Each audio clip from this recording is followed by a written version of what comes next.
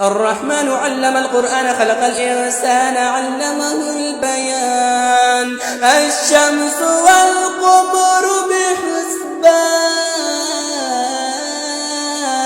والنجم والشجر يسجدان والسماء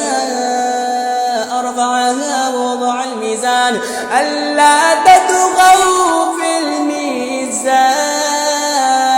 وأقيموا الوزن بالقسط ولا تبصروا الميزان والأرض وضعها للأنام فيها فاكهة والنخل ذات الأكمام والحب ذو العصف والريحان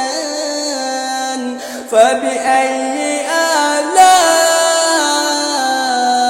ربكما تكذبان خلق الإنسان من صلصال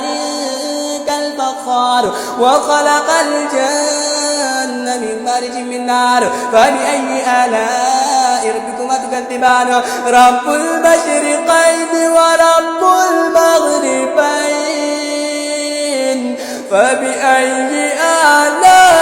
آلاء ربكما تكذبان مرج البحرين يلتقيان بينهما برزخ لا يبغيان فبأي آلاء